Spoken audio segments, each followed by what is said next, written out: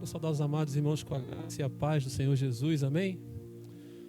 Fortes e corajosos, né? Para sair de casa hoje. Haja força, né, meu povo? Com a graça de Deus, hoje nosso dia está repleto, né? Pela manhã encerramos nossa etapa, né? De 10 dias de jejum e oração. Sara está lá atrás quietinha, mas hoje de manhã foi bênção demais. Você que não veio, perdeu. Vai ter a próxima aí, não sei quando ainda, mas fique atento aí para participar conosco do nosso jejum e oração. E hoje estamos aqui, mais uma vez, para falarmos do nosso Deus, estamos em comunhão com os nossos irmãos, apesar do frio, né? Mas Deus é bom o tempo todo, irmãos. Hoje eu vou fazer um estudo um pouquinho diferente do que temos feito, né? Aqui, nós estamos em campanha. Só para a igreja entender, né? Tivemos a etapa de 10 dias de jejum e oração, mas nós estamos em campanha de 40 dias intencionais, de ações intencionais de Jesus, nos ensinando também a sermos intencionais com as pessoas com as quais nós convivemos. Não podemos esquecer disso. E hoje eu não sei quem trouxe aí, né? Eu creio que ninguém. Eu até pensei em pedir o povo para trazer, né? Para na hora a gente ir compartilhando aqui, mas eu esqueci. Eu perguntei a Leda se já tinha em PDF para poder mostrar ali, mas não tinha. Então eu vou lendo uma coisinha aqui e amanhã, na verdade, essa lição que eu vou trabalhar com os irmãos hoje aqui é de amanhã. Amanhã, quando você for ler, você já vai aí, já cheio de conteúdo para complementar a sua leitura de amanhã. E você que não está participando dessa campanha, dá tempo ainda de você participar, você aprender a ser intenso. E a lição que eu vou usar hoje aqui é a lição de número 11.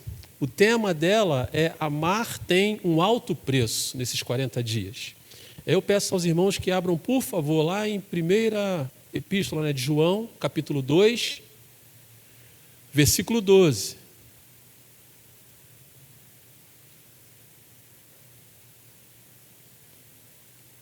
Epístola de João, capítulo 2, versículo 12.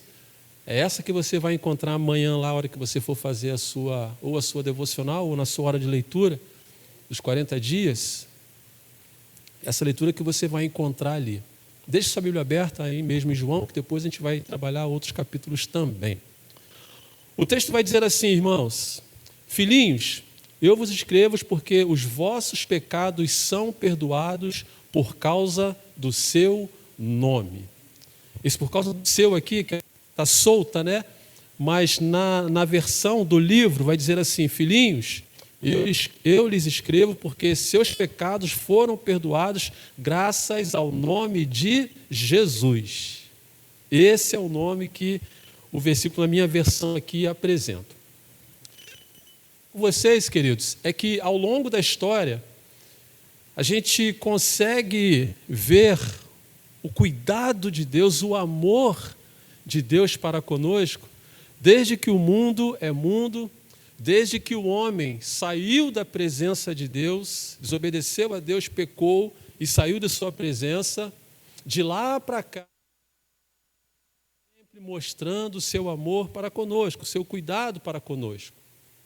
E aí, quando nós chegamos em Jesus, depois das demais alianças, quando nós chegamos em Jesus, nós vemos ali a expressão máxima do amor de Deus para conosco, que foi justamente entregar Jesus para morrer por nossos pecados, para a nossa salvação. E tudo isso, irmãos, de uma forma, ou seja, com intencionalidade. Sempre teve um porquê. Baseado nessa linha de intencionais, de sermos intencionais, que eu quero pensar um pouquinho com vocês acerca desse alto preço que tem que ser pago quando o assunto é amor, quando temos que amar alguém.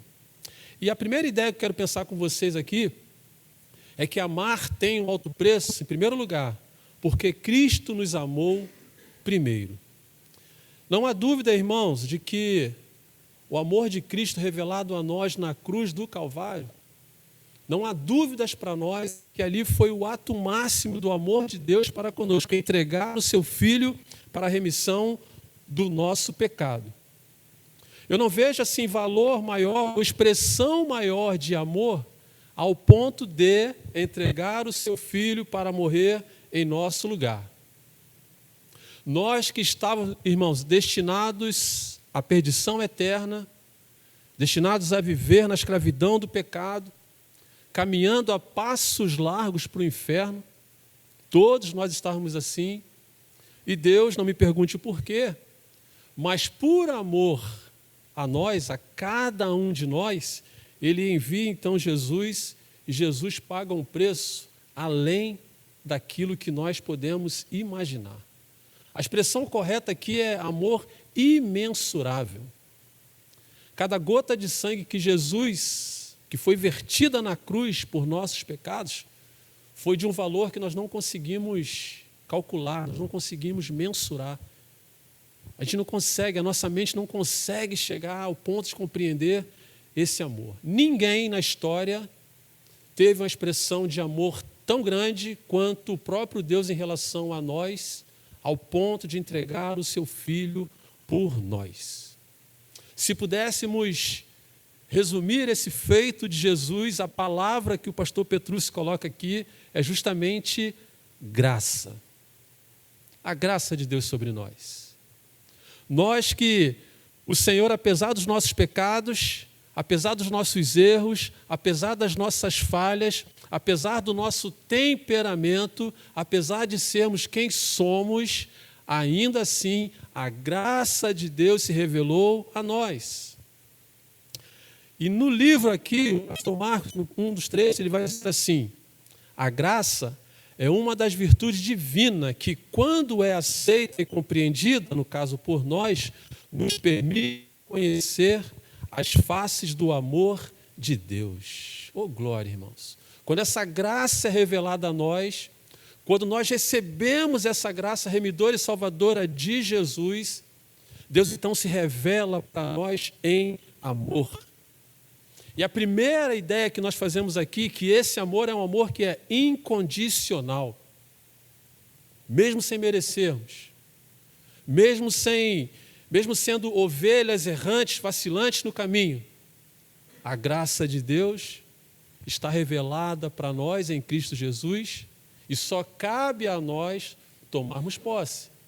Jesus foi quem pagou esse preço por nós. Nesse primeiro ponto aqui, irmãos, não é sobre nós, é sobre Ele. É o amor dEle para conosco. E o texto continua dizendo assim, da revista: a graça é o favor não merecido.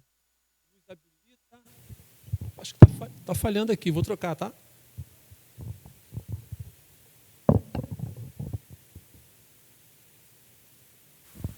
A graça é o favor não merecido que nos habilita a acessar aos tesouros escondidos de Cristo. Aí, nesse ponto aqui do livro, o pastor Marcos começa a nos convidar a entender a intencionalidade de Jesus quando ele fala acerca desses tesouros escondidos aqui. E o que é esse tesouro escondido que essa graça, depois de revelada a nós, ela consegue também desenvolver dentro de nós? Lá em Mateus capítulo 13, versículo 44, vai dizer assim: o reino dos céus é semelhante a um tesouro oculto no campo, o qual certo homem, tendo-o achado, escondeu. E transbordante de alegria, vai, vende tudo que tem e compra aquele campo. Esse tesouro escondido aqui, irmãos, na verdade é o reino dos céus.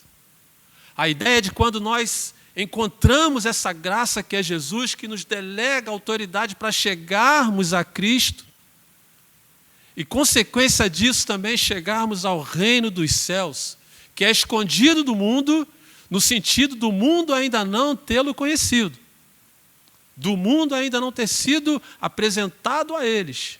E por isso que nós estamos aqui, e aí começa a entrar a intencionalidade nossa como cristãos. Porque se está oculto ao mundo, se o mundo ainda não conhece, é porque quando Jesus se revela a nós, quando essa graça se revela a nós, uma das coisas que Ele quer que nós façamos é que a gente também anuncie essa boa nova, essa graça também a outras pessoas. É essa a ideia de tesouro escondido. A segunda leitura aqui, esse homem que vende tudo para comprar esse campo, a ideia aqui é de que agora ele representa, nos representa como cristãos, mas traz para nós a ideia de agora deixarmos tudo para trás, Deixarmos todas as coisas, todos os embaraços para seguirmos literalmente a Jesus, que é esse tesouro. Se desprender das coisas deste mundo e seguirmos em busca desse tesouro que é Jesus. Ou nos aparelharmos mais e melhor, ou nos purificarmos mais e melhor por conta desse tesouro que é Jesus. E a intenção, em resumo aqui, irmãos, desse contexto aqui, desse versículo, é que nós precisamos viver literalmente para a glória de Deus. Deixando todos os embaraços, aquilo que nos afasta de Deus, tudo aquilo que nos leva a pecar, deixando todas essas coisas para vivermos para a glória de Deus. A ideia aqui é de que nós vivemos também, que nós possamos viver entoando louvores ao nome do Senhor, para a glória de Deus. A ideia também é que nós venhamos anunciar o Evangelho, esse Evangelho transformador, para a glória de Deus. Deixar todas as coisas para a glória de Deus. Em resumo, a ideia aqui é justamente essa, desse tesouro escondido aqui, que não é escondido para nós, porque nós já o conhecemos, nós já o recebemos, nós já o aceitamos, através da graça de Jesus. Aí agora Jesus quer que nós, da mesma forma, a gente transmita essa graça também a outras pessoas. De forma intencional ele se revela para nós e ele agora espera que nós também possamos levar essa graça salvadora a outras pessoas. Mas um trechinho do livro vai dizer assim, para que nós possamos desfrutar da beleza e da leveza que é andar com Jesus. E a leveza aqui, irmãos, é a troca de jugo, né? A palavra de Deus nos convida, né? Vinde e aprendei de mim que sou manso e humilde de coração, tomai sobre vós o que? O meu jugo. Ou seja, a troca. É a gente deixar o nosso fardo pesado para trás e agora pegar a leveza de andar com Jesus. Mas a ideia é de você ser solto, de você se libertar das coisas que não edificam, que não te fazem crescer, que até te afastam de Deus. E esse preço, irmãos, para que nós pudéssemos chegar a esse ponto, já foi pago, para desfrutarmos de tudo isso, através da graça de Deus. E isso prova para nós, irmãos, que esse amor de Deus, através da graça, esse amor ele precisa ser também trabalhado, anunciado e pregado para outras pessoas. Deus continua nos amando, irmãos. Deus continua nos amando.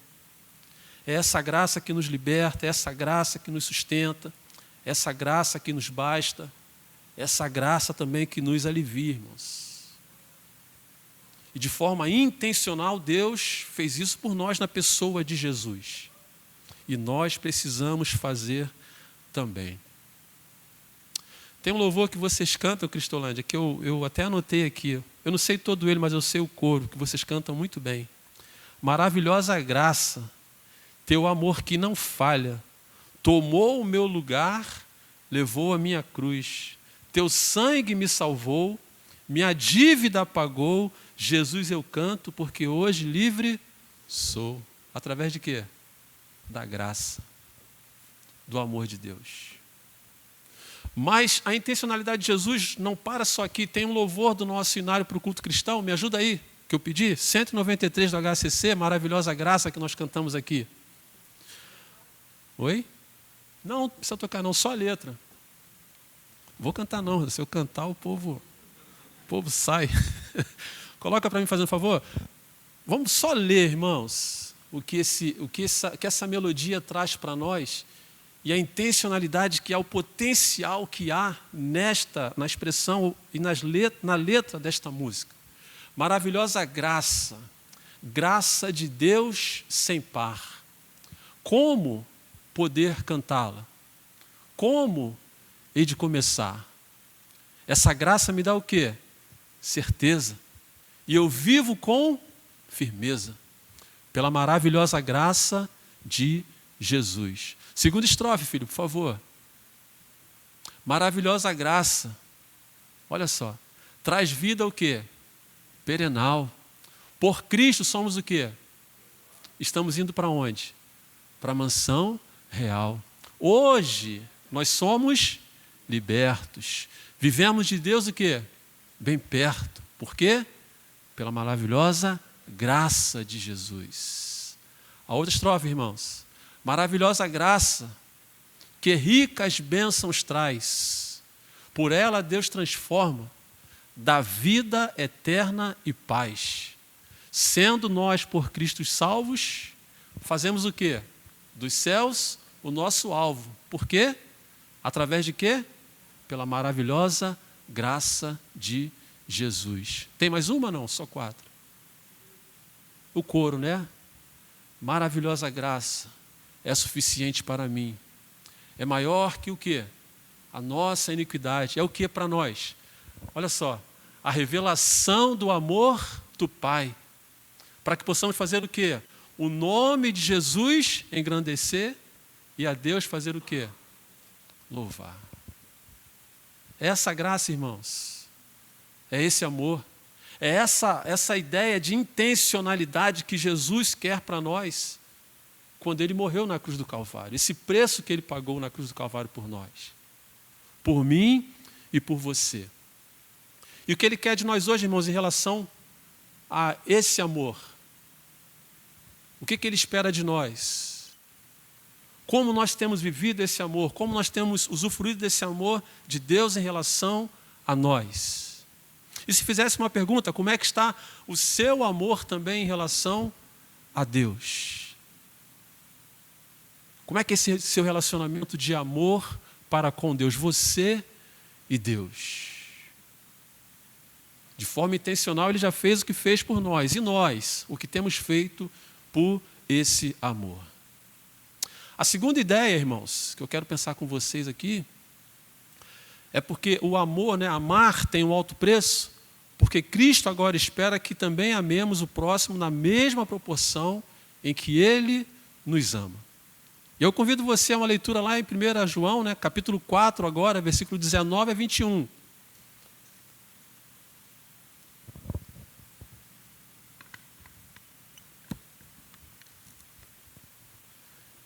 Capítulo 4, versículo 19 a 21, vai dizer assim, ó: nós amamos porque Ele nos amou primeiro. Se alguém disser, amo a Deus e odiar a seu irmão, é mentiroso. Pois aquele que não ama seu irmão, a quem vê, não pode amar a Deus a quem não vê. Ora, temos da parte dele este mandamento, que aquele que ama a Deus, ame também ao seu irmão. Aí agora aqui, nesse ponto aqui, a coisa começa a mudar um pouco de figura. Vimos aqui que não se tratava de nós, se tratava de Deus. Agora aqui somos convidados a pensar em relação a nós. Agora é sobre nós. Nós em relação ao nosso próximo.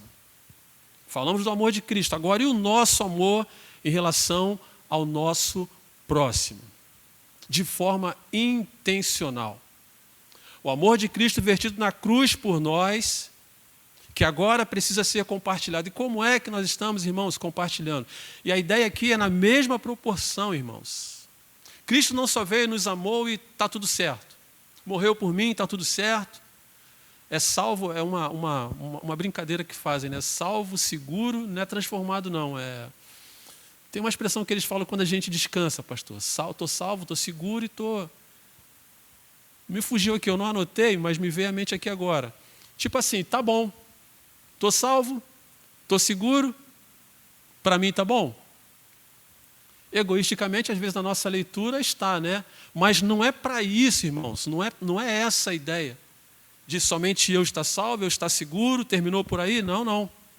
Cristo, na verdade, Ele veio, Ele nos salvou, Ele nos ama, Ele está conosco, mas Ele quer que nós façamos o quê? Que nós também venhamos amar a outras pessoas. E aí a coisa começa a ficar difícil, pastor. Como é que você vai amar uma pessoa que você não conhece, uma pessoa que é ruim, uma pessoa que é isso, uma pessoa que é aquilo?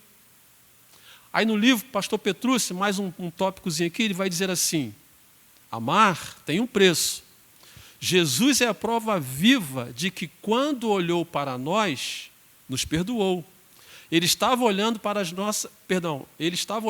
nossas imperfeições e acreditando que, quando o seu amor fosse totalmente derramado em nós, poderíamos amar de tal forma que iríamos transbordar deste amor. Jesus, quando olha para nós, ele vê em nós as nossas imperfeições. Mas ele deposita também uma expectativa tão grande em nós, que a partir do momento em que ele, com seu amor e graça, olha para nós e nos perdoa, ele entende que, envolvidos por esse amor, nós também vamos conseguir olhar para outras pessoas e expressar também esse amor maior. E por que esse ponto aqui eu achei bem interessante, essa colocação do pastor Petrucci? Porque nós temos uma facilidade muito grande, irmãos, de amar quem? As pessoas que gostamos, as pessoas que convivemos, as pessoas que são legais para nós. É fácil, às vezes, a gente ter um sentimento maior por essas pessoas. Amar quem é gente boa? Pô, é fácil. Fácil, né? Amar as pessoas que estão ali pertinho da gente, que a gente lida bem com elas ali, é fácil, irmãos. E às vezes nós criamos certas repulsas, até por conta do nosso senso de quê? De justiça. O grande problema, irmãos, é que nós temos um senso de justiça. O X da questão talvez seja esse. De julgarmos, de criticarmos, de sermos seletistas também em quem amar, em quem não amar. E se Deus fosse olhar para nós na ótica de justiça que nós temos, irmãos, acho que não sobrava um. Se ele tivesse essa mesma ótica que nós temos em relação à justiça. E aí, o pastor Petrucci, ele coloca assim, Deus olhou para nós, ele viu em nós as imperfeições e ele apostou em nós. Com quem diz assim, espera aí, depois do meu amor transbordando no coração dele, esse coração de pedra, essa pessoa difícil, esse cidadão assim, esse isso, ou esse aquilo, aquilo, vários adjetivos que a gente poderia ir colocando, a ideia de que essa pessoa agora vai mudar. Cristo olhou em nós e apostou em nós. E de forma intencional, ele espera que nós façamos isso também. A gente possa olhar para a pessoa e achar, não, essa pessoa ainda tem jeito. Essa pessoa ainda tem jeito. Essa pessoa ainda tem jeito. Cristo olhou para nós assim ou não? Ou fomos salvos pelos nossos méritos? Claro que não, irmãos. Pelos nossos méritos nós não estaríamos nem aqui. Mas apesar de, Cristo nos amou, irmãos. Outrora nós estávamos como ovelha, como eu já disse, né? Ovelhas errantes no caminho, longe da presença de Deus, na prática do pecado. Mas o bom de tudo isso, que o amor, em primeiro lugar, partiu dele. Ele nos amou primeiro. É engraçado que a colocação do versículo é o contrário, né? Vai dizer que nós amamos porque ele nos amou primeiro, vem depois. Percebam?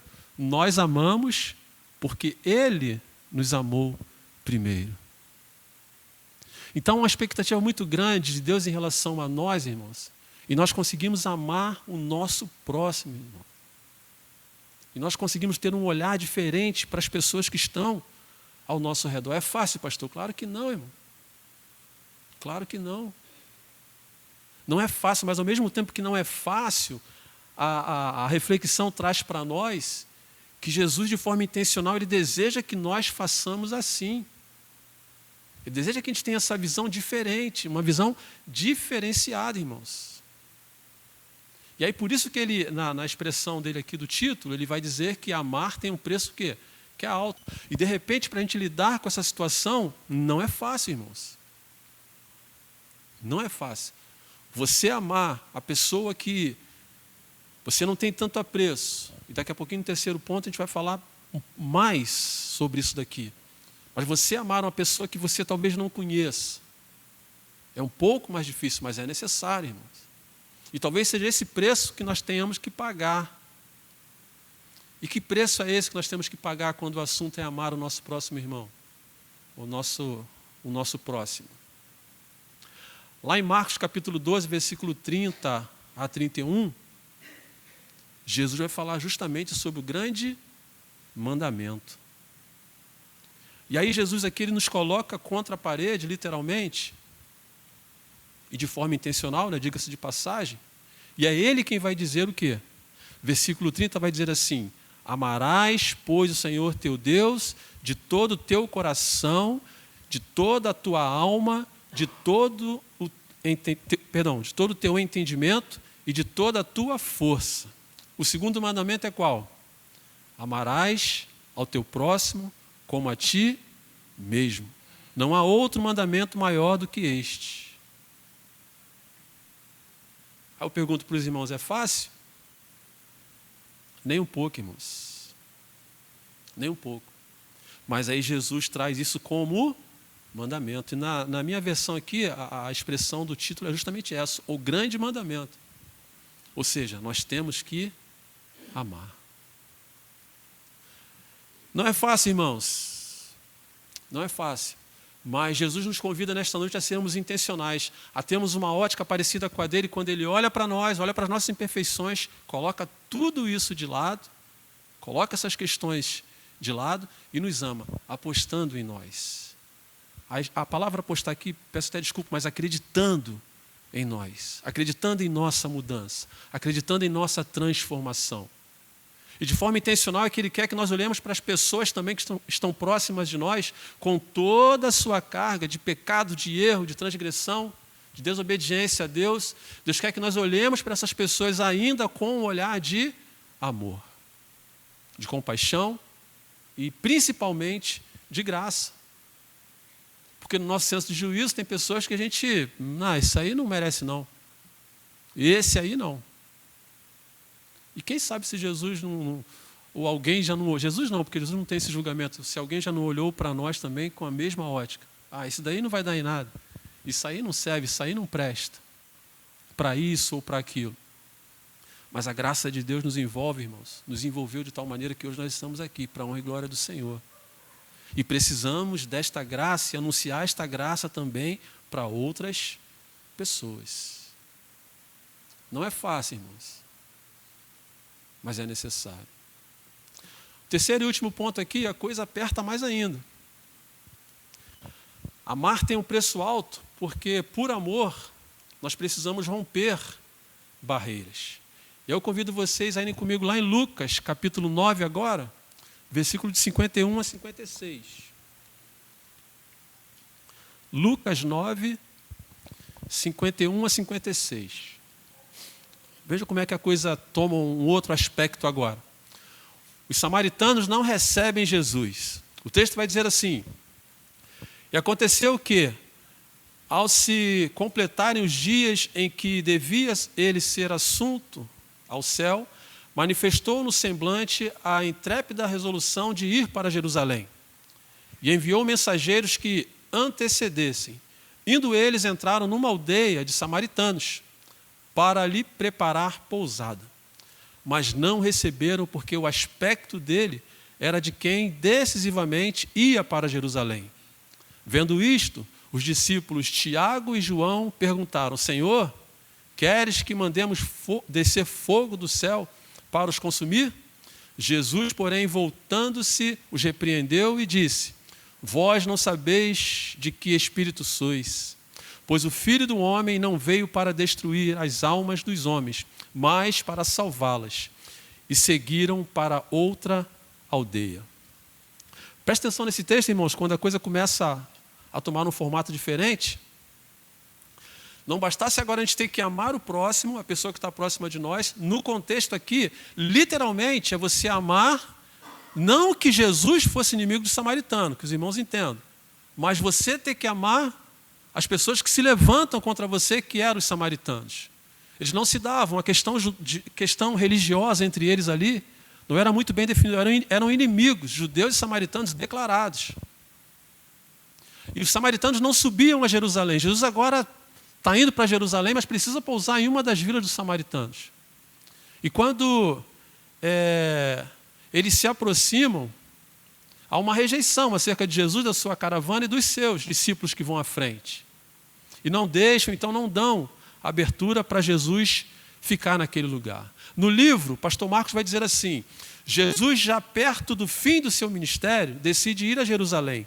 Sabendo que a viagem é longa, envia alguns de seus para a aldeia samaritana, a fim de encontrar um lugar para passarem a noite. Mas, eles não encontram esse lugar. Eles não são bem recebidos. E o que acontece, irmãos? Percebam? Algo inusitado acontece nesse contexto aqui. Ninguém mais, ninguém menos do que Tiago e João se levantam por conta disso.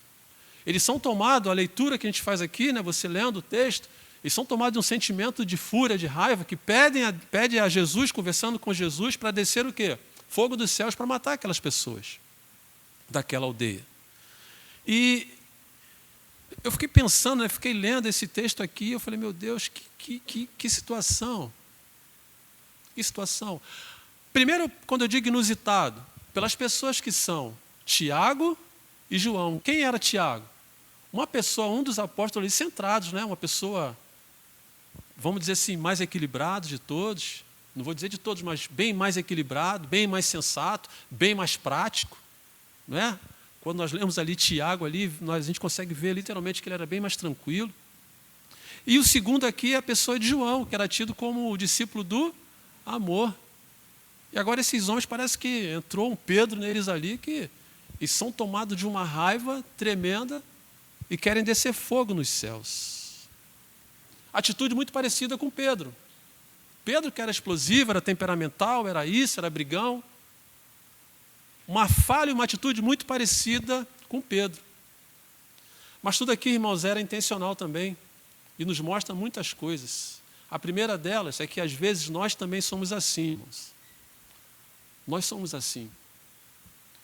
Nós temos pensamentos assim em relação a pessoas, em relação a povos, em relação a etnias, raças.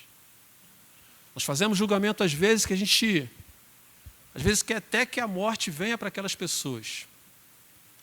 O que não dizendo que nós vivemos no ano passado com aquele grupo terrorista chamado Hamas.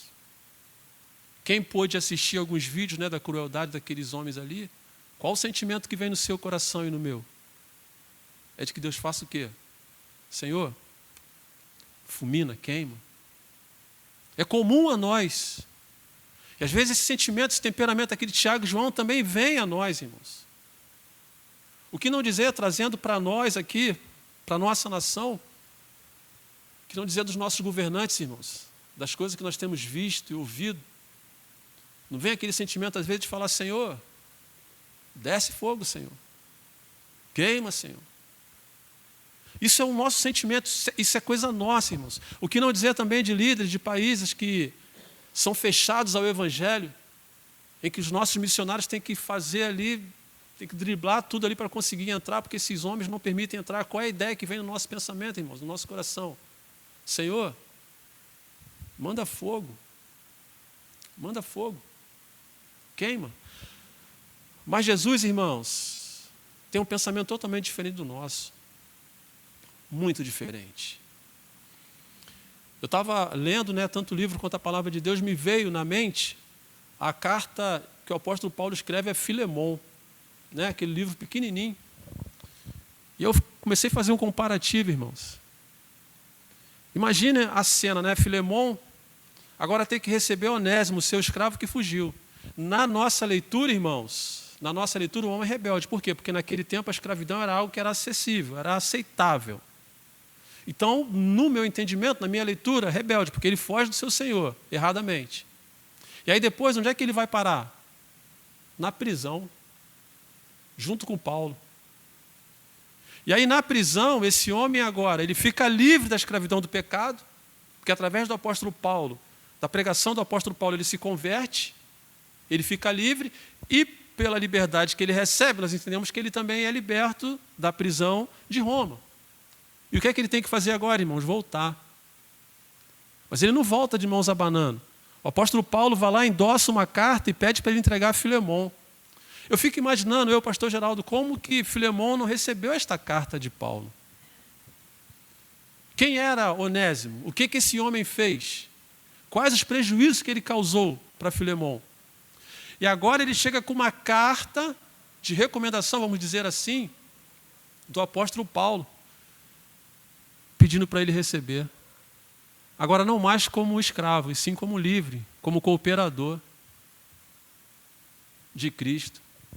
E o apóstolo Paulo ainda endossa mais ainda, né? Ainda fala para ele, ó, recebe ele aí como livre, ele é útil para mim agora, o apóstolo Paulo vai dizer. E ele fala assim, nos danos que ele te causou, coloque na minha conta. Olha só, deixa Filemon literalmente de saia justa. Mas ele tem que perdoar. Ele tem que receber. Pelo companheirismo que ele tinha para com Paulo e pelo pedido de Paulo, ele faz isso. E às vezes nós somos assim, irmãos. Tem coisas que a gente precisa romper, tem barreiras que a gente precisa romper.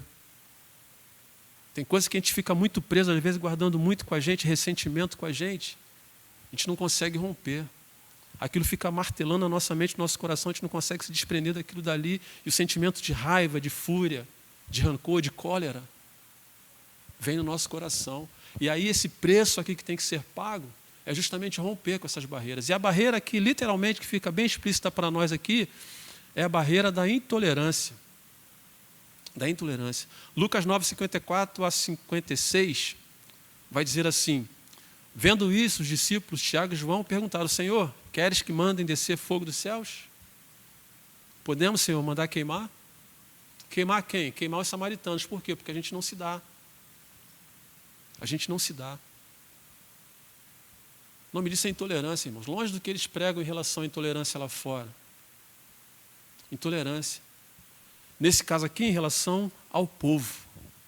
E Jesus, com toda a sabedoria, falou para ele, não é para isso que eu vim.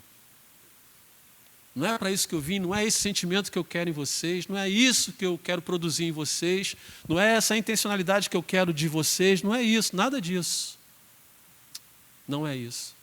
Então, romper, irmãos, a barreira da intolerância não é fácil. Deixar essas coisas que trazem amargura ao nosso coração de lado e olhar para essas pessoas com um olhar de amor não é fácil, precisa ser rompido. Por isso que é um preço que nós temos que pagar.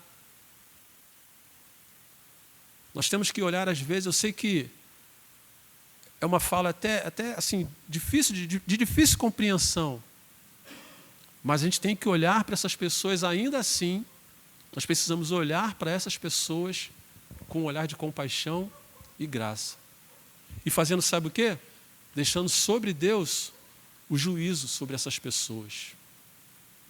Tudo isso por amor, irmãos. Tudo isso por amor. Não é fácil, mas precisamos fazer por amor. Lá em Romanos capítulo 3, versículo 23, que nós conhecemos bem, o texto vai dizer assim, porque todos fizeram o quê? Pecaram. E separados estão, destituídos estão, carecem da glória de Deus. Esse todos aqui são essas pessoas que se levantam contra nós, essas pessoas ruins, essas pessoas más.